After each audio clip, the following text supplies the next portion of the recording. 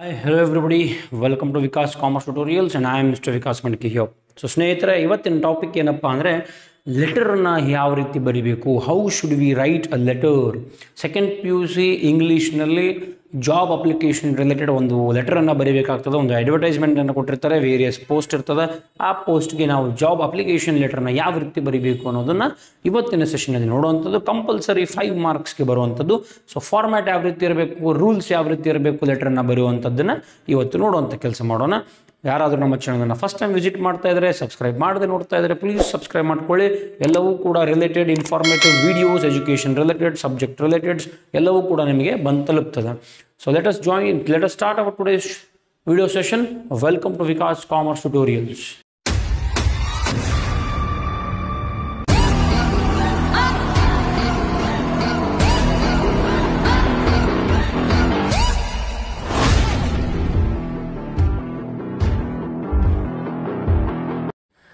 Okay ವಿದ್ಯಾರ್ಥಿಗಳು, ಇವತ್ತಿನ ಸೆಷನಲ್ಲಿ ನಾವು ಲೆಟರ್ ರೈಟಿಂಗನ್ನು ಯಾವ ರೀತಿ ಬರೀಬೇಕು, ಎಸ್ಪೆಷಲಿ ಫಾರ್ ಜಾಬ್ ಅಪ್ಲಿಕೇಶನ್ಸ್ ನೋಡೋದನ್ನು ಇವತ್ತಿನ ಸೆಷನಲ್ಲಿ ಮಾಡೋಣ. ಸೊ ಏನಾಗ್ತದಪ್ಪ ಅಂದರೆ, ಈ ಜಾಬ್ ಅಪ್ಲಿಕೇಶನ್ ಕಂಪಲ್ಸರಿ 5 ಮಾರ್ಕ್ಸ್, ಎಷ್ಟು ಕಂಪಲ್ಸರಿ 5 ಮಾರ್ಕ್ಸ್ಗೆ ಬರುವಂಥ ಒಂದು question second year P U C ಇಂಗ್ಲೀಷ್ನಲ್ಲಿ. ಸೊ ಹಾಗಾಗಿ ಕಂಪಲ್ಸರಿ ಇದನ್ನು ಮಾಡಲೇಬೇಕು. 5 ಮಾರ್ಕ್ಸ್ ಆರಾಮಾಗಿ ಸಲೀಸಾಗಿ ಗಳಿಸುವಂತಹ ಒಂದು ಕ್ವಶನ್. ಸೊ 5 ಮಾರ್ಕ್ಸನ್ನು ಗಳಿಸಬೇಕಾದ್ರೆ ಏನು ಮಾಡಬೇಕು, ಯಾವ ರೀತಿ ಲೆಟ್ರನ್ನು ಬರೀಬೇಕು ಅಂತ ನೋಡುವಂಥ ಕೆಲಸನ ಮಾಡೋಣ. ಈಗಾಗಲೇ ಡೈಲಾಗ್ ರೈಟಿಂಗ್ 3 ಮಾರ್ಕ್ಸ್ ನಾವು ವಿಡಿಯೋನ ಮಾಡಿದ್ದೀವಿ, ಅದರ ಲಿಂಕ್ ನಿಮಗೆ ಡಿಸ್ಕ್ರಿಪ್ಷನಲ್ಲಿ ಸಿಗ್ತದೆ. ಅದೇ ರೀತಿ ಪ್ಯಾಸೇಜ್ ರೀಡಿಂಗನ್ನು ಕೂಡ ನಾವು ಮಾಡಿದ್ದೀವಿ, ಅದರ ಲಿಂಕ್ ಕೂಡ ನಿಮಗೆ ಡಿಸ್ಕ್ರಿಪ್ಷನಲ್ಲಿ ಸಿಗ್ತದೆ. ಟೆಲಿಗ್ರಾಮ್ನಲ್ಲಿ ಕೂಡ ನಾವು ಎಲ್ಲ ರೀತಿ PDFsನ್ನು ಕಳಿಸ್ತಾ ಇದ್ದೀವಿ, ಅದರ ಲಿಂಕ್ ಕೂಡ ನಿಮಗೆ ಡಿಸ್ಕ್ರಿಪ್ಷನಲ್ಲಿ ಸಿಗ್ತದೆ, ಅಲ್ಲಿ ಕೂಡ ನೀವು ಜಾಯ್ನ್ ಆಗಬಹುದು. ಸೊ ಇಲ್ಲಿ ಲಾಸ್ಟ್ ಕ್ವಶನ್ ಯಾವಾಗಲೂ ಲೆಟರ್ ರೈಟಿಂಗ್ ಇನ್ಕ್ಲೂಡ್ ಆಗಿರ್ತದೆ. ಲೆಟರ್ ರೈಟಿಂಗ್ ಯಾವುದಕ್ಕೆ ಅಂದರೆ ಜಾಬ್ ಅಪ್ಲಿಕೇಶನ್ಸ್ ರಿಲೇಟೆಡ್ ಒಂದು ಲೆಟರ್ ಕಂಪಲ್ಸರಿ ನಿಮ್ಮ ಕ್ವಶನ್ ಪೇಪರಲ್ಲಿ ಬರ್ತದೆ. ಸೊ ಕ್ವಶನನ್ನು ಓದ್ತೀನಿ ನಾನು first. Write a letter in response to the following advertisement. ಒಂದು ಅಡ್ವರ್ಟೈಸ್ಮೆಂಟ್ ಬಂತದೆ, so which appeared in the Times of India. Very important. ಯಾವ ಅಡ್ವರ್ಟೈಸ್ಮೆಂಟ್ ಇದು? ಟೈಮ್ಸ್ ಆಫ್ ಇಂಡಿಯಾನಲ್ಲಿ ಬಂದಿರುವಂಥ ಒಂದು ಅಡ್ವರ್ಟೈಸ್ಮೆಂಟ್, ಡೇಟೆಡ್ 12th ಏಪ್ರಿಲ್ 2023 ಬಂದದೆ. Write XX for name and YY for address. XX ಅಂತ ಬರೀರಿ, YY ಅಂತ ಅಡ್ರೆಸ್ಗಾಗಿ ಬರೀರಿ. So India today requires. India today ಅನ್ನೋದು ಒಂದು ಟೆಲಿವಿಷನ್ ಚಾನೆಲಿನ ಹೆಸರು. ಸೊ ಅವ್ರಿಗೆ ಏನು ಬೇಕಾಗ್ಯದಪ್ಪ ಅಂದರೆ, ದಿ ರಿಕ್ವೈರ್ಡ್ ಜರ್ನಲಿಸ್ಟ್. ಕ್ವಾಲಿಫಿಕೇಷನ್ ಏನಾಗಿರಬೇಕು ಅಂತ ಅವ್ರು ಹೇಳಕತ್ತಾರಪ್ಪ ಅಂದರೆ, MA in journalism and mass communication candidates with years of experience. ಅಂದರೆ ಎಕ್ಸ್ಪೀರಿಯನ್ಸ್ ಇರಬೇಕು ಅಂತಹ ಒಂದು 2 years 3 years ಅಂತ ಕೊಟ್ಟಿರ್ತಾರೆ ಅವ್ರ ಕ್ವಶನಲ್ಲಿ. ಸೊ ಅಂಥ ಎಕ್ಸ್ಪೀರಿಯನ್ಸ್ ಇದ್ದವರನ್ನು ಪ್ರಿಫರ್ ಮಾಡ್ತೀವಿ, ಆದ್ಯತೆಯನ್ನು ಕೊಡಲಾಗ್ತದೆ. Should have excellent skill. So ಅವ್ರು ಏನೇನು ಹೇಳಕತ್ತಾರಲ್ಲ ಇವೆಲ್ಲವೂ ಕೂಡ ನಾವು ಲೆಟರ್ನಲ್ಲಿ ಇನ್ಕ್ಲೂಡ್ ಮಾಡಬೇಕು. ಅವ್ರು ಹೇಳುವಂಥ ಈ ಕ್ವಾಲಿಫಿಕೇಷನ್ ಎಲ್ಲವೂ ಕೂಡ ನಮ್ಮ ಲೆಟರ್ನಲ್ಲಿ ಇನ್ಕ್ಲೂಡ್ ಆಗಿರಬೇಕು. ಅಂದಾಗ ನಿಮಗೆ ಜಾಸ್ತಿ ಮಾರ್ಕ್ಸ್ ಸಿಗುವಂಥ ಸಾಧ್ಯತೆ ಇರ್ತದೆ. Apply within 10 days. ಈ ಡೇಟ್ಗೆ 12 ಏಪ್ರಿಲ್ಗೆ ಬಂದದ ಈ ಅಡ್ವರ್ಟೈಸ್ಮೆಂಟ್. ಸೊ 12 ಏಪ್ರಿಲ್ದಿಂದ 10 ದಿನ ಅಂದರೆ 22 ಏಪ್ರಿಲ್ ಒಳಗಾಗಿ ನೀವು ಅಪ್ಲೈ ಮಾಡಬೇಕು. ಬಿಕಾಸ್ 10 ದಿನ ಅಂತೇಳಿ ನಾವು. ಸೊ 12 ಮುಂದಿನ ತಾರೀಕು ಹಾಕ್ರಿ, 22 ಒಳಗಿನ ತಾರೀಕು ಹಾಕ್ರಿ, ಒಳಗಿನ ಡೇಟ್ ಹಾಕ್ರಿ, ಯಾವುದೂ ನಡೀತದೆ. So within 10 days to the ಯಾರಿಗೆ ಬರೀಬೇಕು ಲೆಟ್ರನ್ನ? The editor, India Today, number 1 MG road, Bengaluru. So ಇವರಿಗೆ ಈ ಅಡ್ರೆಸ್ಗೆ ನಾವು ಒಂದು ಲೆಟ್ರನ್ನು ಬರೀಬೇಕು. ಬರೆಯೋಣ. ಲೆಟ್ರ್ ಬರೆಯೋ ಫಾರ್ಮೆಟ್ ಯಾವ ರೀತಿ ಇರಬೇಕು ಅಂತ ಹೇಳ್ಕೊಡ್ತೀನಿ. ಫಸ್ಟ್ ಯಾವಾಗಲೂ ಕ್ವಶನ್ ನಂಬರನ್ನು ಬರೀಬೇಕು. ಕ್ವಶನ್ ನಂಬರಿಂದ ಸ್ಟಾರ್ಟ್ ಆಗಬೇಕು. ಈಗ ಎಲ್ಲ ಲೆಟರ್ಸ್ ಕೂಡ ನಾವೇನು ಮಾಡ್ತಾಯಿದ್ವಿ, ಕೀಪ್ ಲೆಫ್ಟ್ ಅಂದರೆ ಲೆಫ್ಟ್ ಸೈಡಿಂದ ಬರಬೇಕು. ಮೊದಲು ಹೆಂಗಾಗ್ತಾಯಿತ್ತು, ಕೆಲವೊಂದು ಲೆಫ್ಟ್ ಕೆಲವೊಂದು ರೈಟ್ ಅಂತ ಇತ್ತು ಹಳೆ ಕಾಲದಲ್ಲಿ. ಬಟ್ ಈಗ ಎಲ್ಲವೂ ಕೂಡ ಲೆಫ್ಟ್ ಸೈಡನ್ನೇ ಇರಬೇಕು, ಎಲ್ಲವೂ ಕೂಡ ಲೆಫ್ಟ್ ಸೈಡಿಂದ ಸ್ಟಾರ್ಟ್ ಆಗಬೇಕು. Is it clear? So first ಯಾವಾಗಲೂ ಯಾವ ರೀತಿ ಬರೀಬೇಕು, ಯಾವ ರೀತಿ ಸ್ಟಾರ್ಟ್ ಮಾಡಬೇಕಪ್ಪ ಅಂದರೆ, ಫಸ್ಟ್ ನಿಮ್ಮ ನೇಮನ್ನು ಬರೀಬೇಕು. ಅವ್ರು ಹೇಳ್ಯಾರ ನೇಮ್ ಅಂದರೆ ನಿಮ್ಮ ಹೆಸರನ್ನು ಬರೆಯುವಂಥದ್ದಲ್ಲ, ಹೆಸರಿಗಾಗಿ XX ಅಂತ ಬರೀರಿ ಅಂತ ಹೇಳ್ಯಾರ. ಸೊ ಹಾಗಾಗಿ ಯಾವಾಗಲೂ ನೇಮ್ XX ಅಂತ ಬರೆಯೋಣ.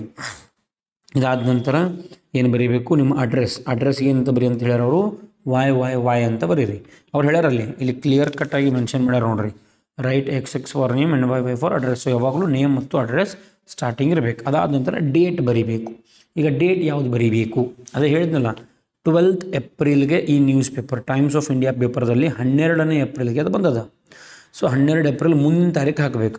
ಅವ್ರು ಎಷ್ಟು ದಿನಕ್ಕೆ ಅಪ್ಲೈ ಮಾಡತ್ತಾರೋ ವಿದಿನ್ 10 days ಅಂದರೆ 12 ಏಪ್ರಿಲ್ ಹಿಡ್ಕೊಂಡು 10 ದಿನ 22 ಏಪ್ರಿಲ್. ಸೊ 12 ಏಪ್ರಿಲ್ ಮುಂದು 22 ಏಪ್ರಿಲ್ಗಿಂತ ಮುಂಚೆ ಯಾವುದಾದ್ರೂ ಒಂದು ಡೇಟನ್ನು ತೊಗೊಳ್ರಿ. ಸೊ ನಾನೇನು ಮಾಡ್ತೀನಿ ಇಲ್ಲಿ 14th ಏಪ್ರಿಲ್ ಅಂತ ಅಂದ್ಕೊಳ್ತೀನಿ. 14th ಏಪ್ರಿಲ್ 2023 ಬಿಕಾಸ್ ಅವರು ಕೂಡ ಇಲ್ಲಿ 2023 ಅಂತ ಬರ್ತಾರೆ. Is it clear? ಸೊ ಅದಾದ ನಂತರ ಏನು ಬರೀಬೇಕು, ಇದು ಯಾರಿಗೆ ನಾವು ಈ ಲೆಟ್ರನ್ನು ಬರಿತಾ ಇದ್ದೀವಿ, ಒಂದು ಲೈನ್ ಬಿಟ್ಟು ಯಾರಿಗೆ ಬರಿತಾ ಇದ್ದೀವಿ ಇಲ್ಲಿ ಹೇಳ್ಯಾರ ನೋಡ್ರಿ, ಅಪ್ಲೈ ವಿದಿನ್ 10 days ಟು ಯಾರು ಬರೀಬೇಕು, ದ ಎಡಿಟರ್. ಸೊ ಎಡಿಟರ್ಗೆ ಲೆಟ್ರನ್ನು ಬರೀಬೇಕು. Editor India today. ಇಲ್ಲಿ ಹೆಂಗದ ಆ್ಯಸ್ ಇಟ್ ಈಸ್ ಈ ಕ್ವಶನ್ದ ಹೆಂಗದ ಹಂಗೆ ಬರೀಬೇಕು ರೀ. India Today number 1 MG road. So number 1 M.G.Road MG road ಎಲ್ಲಿ ಬೆಂಗಳೂರು. ಸೊ ಈ ರೀತಿ ನೀವು ಅಡ್ರೆಸ್ಸನ್ನು ಫಸ್ಟ್ ಬರೀಬೇಕಾಗ್ತದೆ. ನೇಮ್ ಮತ್ತು ಅಡ್ರೆಸ್ಸನ್ನು ಬರೀರಿ. ಫ್ರಾಮ್ ಬರೆಯೋ ಅವಶ್ಯಕತೆ ಇಲ್ಲ. 14th ಏಪ್ರಿಲ್ 2023 ಅಂತ ಬರೀರಿ. 2 ಅಂತ ಬರೆಯೋ ಅವಶ್ಯಕತೆಯೂ ಇಲ್ಲ. The editor India Today number 1 MG road Bengaluru. So ಇವರಿಗೆ ನಾವು ಲೆಟ್ರನ್ನು ಈಗ ಬರಿತಾ ಇದ್ದೀವಿ. ಕರೆಕ್ಟಾ? ಇದಾದ ನಂತರ ಏನು ಬರೀಬೇಕು, ಒಂದು ಲೈನ್ ಗ್ಯಾಪ್ ಕೊಟ್ಟು again respected sir or madam ಈ ರೀತಿ ಬರೀಬೇಕು. ರೆಸ್ಪೆಕ್ಟೆಡ್ ಸರ್ ಆರ್ ಮೇಡಮ್ ಇದು ನಿಮ್ಮ ಲೆಟರ್ನ ಫಾರ್ಮ್ಯಾಟ್. ಇದೇ ರೀತಿ ಹೋಗಬೇಕು. ಎಲ್ಲವೂ ಕೂಡ ಲೆಫ್ಟ್ ಸೈಡ್ ಒಂದೇ ಲೈನಿಂದ ಸ್ಟಾರ್ಟ್ ಆಗಬೇಕು. Is it clear? Respected sir bar madam ಅಂತೇಳಿ ಒಂದು ಕಾಮನ್ನ ಹಾಕ್ರಿ. ಇದಾದ ನಂತರ ಸಬ್ಜೆಕ್ಟನ್ನು ಬರೆಯುವಂಥ ಕೆಲಸ ಮಾಡಬೇಕು. Is it clear? SUB ಅಂತ ಬರೆದ್ರೂ ಸಾಕಾಗ್ತದೆ. ಸಬ್ಜೆಕ್ಟ್ ಏನದು, ದಿಸ್ ಈಸ್ ಅನ್ ಅಪ್ಲಿಕೇಶನ್. ಇದು ಜಾಬ್ ಅಪ್ಲಿಕೇಶನ್ಗೆ ಲೆಟರ್. ಸೊ ಹಾಗಾಗಿ application for the post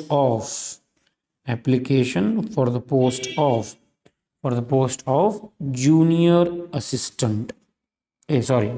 junior assistant ಅಲ್ಲ, ಎಷ್ಟು ಮಿನಿಟ್ ಇಲ್ಲದ ನೋಡ್ರಿ, ಇಲ್ಲಿ ಬರ್ದಾರ ಅವರು. ಯಾವುದಕ್ಕೆ ನೀವು ಬರೀಬೇಕಪ್ಪ ಅಂದರೆ ರಿಕ್ವೈರ್ಸ್ ಜರ್ನಲಿಸ್ಟ್. ನಿಮಗೆ ಜರ್ನಲಿಸ್ಟ್ ಬೇಕಾದ್ರೆ ಯಾರಿಗೆ, ಇಂಡಿಯಾ ಟುಡೇ ಅವರಿಗೆ. ಹಾಗಾಗಿ ಜರ್ನಲಿಸ್ಟ್ ಪೋಸ್ಟ್ಗೆ ಅಪ್ಲಿಕೇಶನ್ನ ಬರೀಬೇಕು. Application for the post of journalist.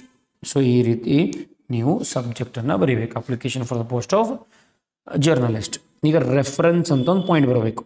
Because ಇದು ಯಾರು ನಿಮಗೆ ರೆಫರ್ ಮಾಡಿದರು, ನಮ್ಮಲ್ಲಿ ಜರ್ನಲಿಸ್ಟ್ ಪೋಸ್ಟ್ ಖಾಲಿ ಅದ ಅಂತೇಳಿ ನಿಮಗೆ ರೆಫರ್ ಮಾಡಿದವರು ಯಾರು ಅಂತೇಳಿ ನಾವು ರೆಫರೆನ್ಸ್ ಬರೀಬೇಕು. ಏನಂತ ಬರೀಬೇಕು, ರೆಫರೆನ್ಸ್. ನಾವು ಎಲ್ಲಿಂದ ನೋಡಿದ್ವಿ, ಈ ಅಪ್ಲಿಕೇಶನ್ ಜರ್ನಲಿಸ್ಟ್ ಪೋಸ್ಟ್ ಖಾಲಿ ಅದ ಅಂತೇಳಿ ಹೆಂಗೆ ಗೊತ್ತಾಯಿತು, ನಮಗೆ ಈ ಅಡ್ವರ್ಟೈಸ್ಮೆಂಟ್ ನೋಡಿದಾಗ ಗೊತ್ತಾಯಿತು. ಸೊ ಹಾಗಾಗಿ ಇಲ್ಲಿ ಏನು ಬರೀಬೇಕು, ಯುವರ್ ಅಡ್ವರ್ಟೈಸ್ಮೆಂಟ್ ಇನ್ ಯಾವ ಪೇಪರ್ದಾಗ ಬಂದದ, in the Times of India.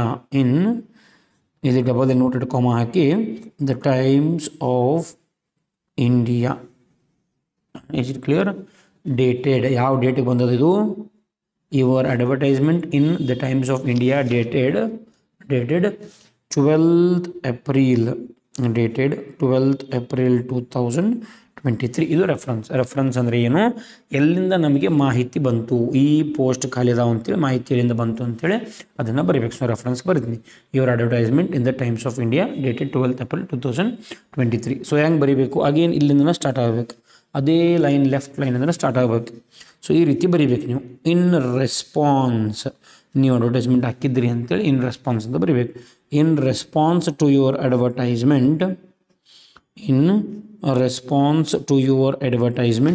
ಅಡ್ವರ್ಟೈಸ್ಮೆಂಟನ್ನು ಕೊಟ್ಟಿದ್ದೀರಿ. ಆ ಅಡ್ವರ್ಟೈಸ್ಮೆಂಟ್ಗೆ ಪ್ರತಿಕ್ರಿಯಿಸ್ತಾ ಇದ್ದೀನಿ. Response to your advertisement mentioned above. ಎಲ್ಲಿ ಮೆನ್ಷನ್ ಮಾಡೀನಿ, ಇಲ್ಲಿ ಮೆನ್ಷನ್ ಮಾಡಿ ನೋಡ್ರಿ. So mentioned above I am applying. ಯಾವುದಕ್ಕೆ ಅಪ್ಲೈ ಮಾಡ್ತಾ ಇದ್ರಿ, applying to the post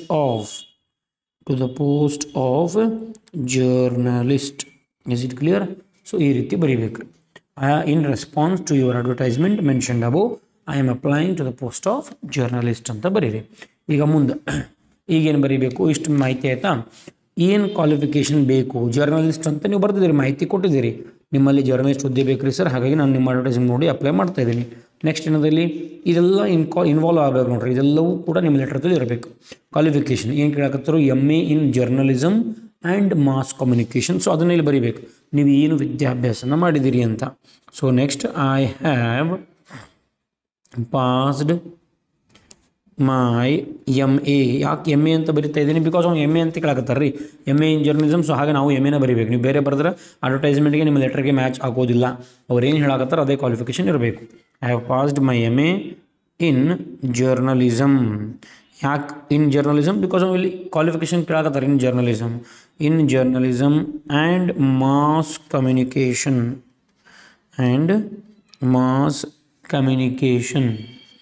Is it clear? I have passed my MA in journalism and mass communication in first class. ನೀವು first class ಅಂತ ಬರೀಬೋದು, distinction ಅಂತಲೂ ಬರೀಬೋದು, ನಿಮಗೆ ಬಿಟ್ಟಿದ್ದು. ಬಟ್ ನಾನು first class ಅಂತ ಆಯ್ಕೆ ಮಾಡ್ತಾಯಿದ್ದೀನಿ. ಸೊ ನಾನು MA in journalism and mass communication first ಕ್ಲಾಸ್ನಲ್ಲಿ ಪಾಸ್ ಆಗಿದ್ದೀನಿ. ಸೊ ಈಗ ನೀವು ಏನು ಬರೀಬೇಕಪ್ಪ ಅಂದರೆ ಅವ್ರು ಏನು ಕೇಳಕತ್ತಾರೆ ಮುಂದೆ MA ಇನ್ ಜರ್ನಲಿಸಮ್ ಆಗಿರಬೇಕು ಅಂತ ಹೇಳ್ತಾರೆ. ಆಮೇಲೆ years of experience 2 years 3 years ಈ ರೀತಿ ಕೇಳ್ತಾರೆ. ಅವ್ರು ಎಷ್ಟು ಇಯರ್ಸ್ ಕೇಳ್ತಾರೆ ಅಷ್ಟು ಬರೀರಿ. ಇಲ್ಲಿ ಇಯರ್ಸ್ ಅಂತ ಬರೋದಿಲ್ಲ, ಹಾಗಾಗಿ ನನಗೆ ಎಷ್ಟು ಬೇಕಷ್ಟು ಬರಿತೀನಿ. ಅವ್ರು ಇಲ್ಲಿ 5 ಅಂದರೆ ನೀವು 5 years ಅಂತ ಬರೀರಿ. ಸಪೋಸ್ ಇಲ್ಲಿ 5 years ಅಂತ ಅನ್ಕೊಳ್ಳೋಣ. ಸೊ ಇಲ್ಲಿ ಏನು ಬರೀಬೇಕು? ನೆಕ್ಸ್ಟ್ ಲೈನ್ ಕ್ವಾಲಿಫಿಕೇಷನ್ ಬಗ್ಗೆ ಬರೆದ್ರಿ. ನೆಕ್ಸ್ಟ್ ಲೈನ್ ಎಕ್ಸ್ಪೀರಿಯನ್ಸ್ ಬಗ್ಗೆ ಬರೀಬೇಕು. I have work experience of 5 years in the field of ಯಾವ ಫೀಲ್ಡ್ ಅದು? ಯಾವುದರಲ್ಲಿ 5 ವರ್ಷ ಎಕ್ಸ್ಪೀರಿಯನ್ಸ್ ಅದ? In the field of journalism and mass communication. ಯಾಕೆ ಜರ್ನಲಿಸಮ್ ಅಂತ ಹೇಳ್ತಾ ಇದ್ದೀನಿ? ಬಿಕಾಸ್ ಜರ್ನಲಿಸಮ್ ಅಂತ ಅಲ್ಲಿ ಏನದ ನಮಗೆ ಕ್ವಾಲಿಫಿಕೇಷನ್ ಜರ್ನಲಿಸಮ್ ಮತ್ತು ಮಾಸ್ ಕಮ್ಯುನಿಕೇಷನ್ ಪಾಸ್ ಆಗಿರಬೇಕು, ಎಕ್ಸ್ಪೀರಿಯನ್ಸ್ ಇರಬೇಕು. ಸೊ ಹಾಗಾಗಿ ನಾನು ಅದನ್ನ ಬರೆದಿನಿ. I have passed MA journalism and mass communication in first class. I have work experience of 5 because question 5 ಅಂತ ಹೇಳ್ತಾ ಇದೆ. ಹಾಗಾಗಿ 5 years in the field of journalism and mass communication. Next ಏನು ಹೇಳ್ತಾರೆ ಅವರು? ಇಯರ್ಸ್ ಆಫ್ ಎಕ್ಸ್ಪೀರಿಯನ್ಸ್ ಆಯ್ತಾ? Should have excellent skill. So ಇದ್ರ ಬಗ್ಗೆ ಒಂದು ಲೈನ್ ಬರೀಬೇಕು. ಇಲ್ಲಿ ಏನು ಬರೀಬೇಕು? ಫುಲ್ ಸ್ಟಾಪ್ ಹಾಕ್ರಿ. I have all the required skills ಅಂತ ಬರೀರಿ. I have all the required skills for the above mentioned post. ಈ ರೀತಿ ನೀವು ಲೆಟ್ರನ್ನು ಬರೀಬೇಕು. ನಾನು ಏನೂ ಮಾಡ್ತಾ ಇಲ್ಲ, ಈ ಪ್ಯಾರಾಗ್ರಾಫ್ ಇಷ್ಟಾಗಿ ದೊಡ್ಡದಾಯಿತು. ಏನು ಸಿಂಪಲ್ ಫಾರ್ಮುಲಾ ಲೆಟರ್ ಬರಲಿಕ್ಕೆ ಅಂದರೆ ಇಲ್ಲಿ ಏನು ಕೊಟ್ಟಾರಲ್ಲ ಈ ಬಾಕ್ಸ್ನಲ್ಲಿ ಅಡ್ವರ್ಟೈಸ್ಮೆಂಟ್ನಲ್ಲಿ ಎಲ್ಲವನ್ನೂ ಕೂಡ ನೀವು ಇನ್ಕ್ಲೂಡ್ ಮಾಡಬೇಕು ರೀ. Very simple. ಇಲ್ಲಿ in the response to your advertisement mention I am applying to the post of journalist. I have passed my MA pass ಮಾಡಿದ್ದೀನಿ. ನೆಕ್ಸ್ಟ್ ನಂಗೆ ವರ್ಕ್ ಎಕ್ಸ್ಪೀರಿಯನ್ಸ್ ಅದ. ನೆಕ್ಸ್ಟ್ ಎಕ್ಸಲೆಂಟ್ ಸ್ಕಿಲ್ ಇರಬೇಕು ಅಂತ ಹೇಳಕತ್ತಾರು. ಸೊ ಹಾಗಾಗಿ I have all the required skills for the above mention post. ಮುಗಿತಾ? ಇಷ್ಟು ಬರ್ತಿದ್ದು ಎಲ್ಲವೂ ಕೂಡ ಈಗ ಮುಗೀತು. ಸೊ ಇದಾದ ನಂತರ ಏನು ಬರೀಬೇಕು? ಜಸ್ಟ್ ಇಲ್ಲಿ ಒಂದು ಲೈನನ್ನು ಬಿಟ್ಟು, ಅಥವಾ ನೀವು ಇಲ್ಲೂ ಕಂಟಿನ್ಯೂನು ಮಾಡ್ಬೋದು ಅಥವಾ ಮತ್ತೊಂದು ಲೈನ್ ಕೂಡ ಹೋಗ್ಬೋದು. ನಾನು ಮತ್ತೊಂದು ಲೈನ್ ತೊಗೋತೀನಿ. ಐ ಹ್ಯಾವ್ ಎನ್ಕ್ಲೋಸ್ಡ್ ಅಂದರೆ ಕೊಟ್ಟಿದ್ದೀನಿ. ಈ ಎಲ್ಲ ಪ್ರೂಫ್, ಇದೆಲ್ಲ ಕ್ವಾಲಿಫಿಕೇಷನ್ಗೆ ಪ್ರೂಫ್ ಬೇಕಲ್ಲ. ಸೊ ಪ್ರೂಫ್ ಬೇಕಾದ್ರೆ ಏನು ಕೊಡಬೇಕು? ನಾವು ರೆಸ್ಯೂಮ್ ಕೊಡ್ತೀವಿ ಅಥವಾ ಬಯೋಡೇಟಾ ಅಂತ ಕರಿತೀವಿ. So I have enclosed my resume ಅಥವಾ resume. I have enclosed my resume with this application ಅಂತ ಬರೀರಿ. ಕಡ್ಡಾಯವಾಗಿ ಇದನ್ನು ಬರೀಬೇಕು. ಬಿಕಾಸ್ ನೀವು ಕ್ವಾಲಿಫೈಡ್ ಅದಿರಿ, ನಿಮ್ಮ ಕಡೆ ಸ್ಕಿಲ್ಸ್ ಅದಾವ ಅಂತೇಳಿ ಪ್ರೂವ್ ಮಾಡಲಿಕ್ಕೆ ಒಂದು ಡಾಕ್ಯುಮೆಂಟ್ ಬೇಕಲ್ಲ. ಪ್ರೂವ್ ಮಾಡೋ ಒಂದು ಡಾಕ್ಯುಮೆಂಟನ್ನು ಯಾವುದು? Resume. I have enclosed my resume with this application. So full stop hockey I hope ಇದೊಂದು ಬರೀಬೇಕು ಲಾಸ್ಟಿಗೆ. ಒಂದೊಂದೊಂದು ಅಂದಾಜು ನಾನು ಹೋಪ್ ಮಾಡ್ತಾಯಿದ್ದೀನಿ. ಏನು ಹೋಪ್ ಮಾಡ್ತಾಯಿದ್ದೀನಿ? I hope I will meet your all requirement. ನಿಮಗೇನು ಬೇಕಲ್ಲ ಅದನ್ನು ನಾನು ಮೀಟ್ ಆಗ್ತಾಯಿದ್ದೀನಿ ಅಂತ ನಾನು ಆಶಿಸ್ತೀನಿ.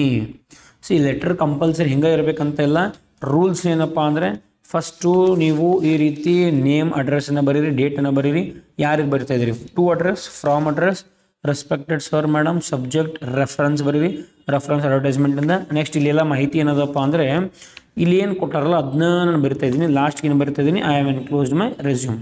ಇಷ್ಟು ಬರಿತಾ ಇದ್ದೀನಿ. ಅದು ಬಿಟ್ಟರೆ ಮತ್ತೇನಿಲ್ಲ. ಅಗೇನ್ ನಾವು ಫಾರ್ಮ್ಯಾಟ್ ಲೆಫ್ಟನ್ನು ಮಾಡ್ತಾ ಇದ್ದೀವಿ, ಹಾಗಾಗಿ ಲೆಫ್ಟ್ ಅನ್ನೇ ಬರೀಬೇಕು. ಏನಂತ? Thank you. ಯಾವಾಗಲೂ ಥ್ಯಾಂಕ್ ಯುಗೆ ಎಕ್ಸ್ಕ್ಲಮೇಟರಿ ಮಾರ್ಕ್ ಬರಬೇಕು. ಸೊ ಥ್ಯಾಂಕ್ ಯು ಅಂತ ಬರೀರಿ. ಅದಾದ ನಂತರ ಯುವರ್ಸ್, ಇಲ್ಲಿ ಯುವರ್ಸ್ಗೆ ಅಪಾಸ್ಟ್ರೋಫಿ ಎಸ್ ಬರೋಂಗಿಲ್ಲ. ಸೊ ಅಪಾಸ್ಟ್ರೋಫಿ ಎಸ್ ಬರಿಬೇಡ್ರಿ. ಯುವರ್ಸ್ ಫೇತ್ಫುಲಿ ಅಂತ ಕರಿತೀವಿ. ಯುವರ್ಸ್ ಫೇತ್ಫುಲಿ ಅಂತ ಕಾಮ ಬರೆದು ಇಲ್ಲಿ ಏನು ಮಾಡಬೇಕು? ಒಂದು ಸಿಗ್ನೇಚರನ್ನು ಮಾಡಬೇಕು. Is it clear? ಸಿಗ್ನೇಚರ್ ಮಾಡಬೇಡ್ರಿ, ಸಿಗ್ನೇಚರ್ ಅಂತ ಬರೀರಿ. ಅದಾದ ನಂತರ ನೇಮ್ XX, ಬಿಕಾಸ್ ಅವ್ರ ನೇಮಲ್ಲಿ XX ಬರೀರಿ ಅಂತ ಹೇಳ್ತಿದ್ದಾರೆ, ಹಾಗಾಗಿ ನಾವು XX ಅಂತಲೇ ಬರೀಬೇಕು. Is it clear? ಸೊ ಇದು ನಿಮ್ಮ ಲೆಟ್ರಿನ ಫಾರ್ಮ್ಯಾಟ್. ಎಲ್ಲವೂ ಕೂಡ ನಾನು ಲೆಫ್ಟ್ ಸೈಡನ್ನು ಮಾಡ್ತಾಯಿದ್ದೀನಿ. ನೀವು ಕೂಡ ಇದೇ ರೀತಿ ಲೆಫ್ಟನ್ನು ಮೇಂಟೈನ್ ಮಾಡಬೇಕು. ಜಸ್ಟ್ 1 page ಬರೆದ್ರೆ ಸಾಕು. ಕಂಪಲ್ಸರಿ ನಿಮಗೆ ಎಷ್ಟು ಸಿಗ್ತದೆ? 5 marks ಸಿಗಲೇಬೇಕು ರೀ. ಇಲ್ಲಿ ರೂಲ್ಸ್ ಏನಪ್ಪ ಅಂದರೆ ಈ ಅಡ್ವರ್ಟೈಸ್ಮೆಂಟ್ನಲ್ಲಿ ಕೊಟ್ಟಿರುವಂಥದ್ದನ್ನು ಎಲ್ಲವೂ ಕೂಡ ನೀವು ಇನ್ಕ್ಲೂಡ್ ಮಾಡಬೇಕು. ಅದು ಸಿಂಪಲ್ ರೂಲ್ ಅದ. Is it clear? Okay. So ಇಲ್ಲಿಗೆ ನಾನು ಎಂಡ್ ಮಾಡ್ತೀನಿ. ಇನ್ನೂ ಏನಾದರೂ ನೀವು ಮತ್ತೊಂದು ಲೆಟರ್ ಬರೆದು ತೋರಿಸ್ರಿ ಸರ್ ಅಂತ ಹೇಳಿದ್ರೆ ಅದನ್ನು ಕೂಡ ನಾವು ಬರಿತೀವಿ, ಕಮೆಂಟ್ ಸೆಕ್ಷನಲ್ಲಿ ತಿಳಿಸ್ರಿ. ಸೊ ಯಾರಿಗೆಲ್ಲ ಇದು ಹೆಲ್ಪ್ ಆಗ್ತದೆ ಅನ್ಸ ಅವರೆಲ್ಲರಿಗೂ ಕೂಡ ಶೇರ್ ಮಾಡಿರಿ. ಇನ್ನು ಮುಂದೆ ರಿಪೋರ್ಟ್ ದಿ ಕನ್ವರ್ಸೇಷನ್ ಕೂಡ ನಾವು ಮಾಡುವಂಥ ಕೆಲಸವನ್ನು ಮಾಡೋಣ. ಅದೇ ರೀತಿ ಈ ನೋಟ್ ಮೇಕಿಂಗ್ ಕ್ವಶನ್ಸ್ ಮತ್ತು ಲಿಂಕರ್ಸ್ ಮೇಲೂ ಕೂಡ ವಿಡಿಯೋ ಬರ್ತದೆ. So thank you for watching Vikas commerce Tutorials. Keep watching and keep supporting us.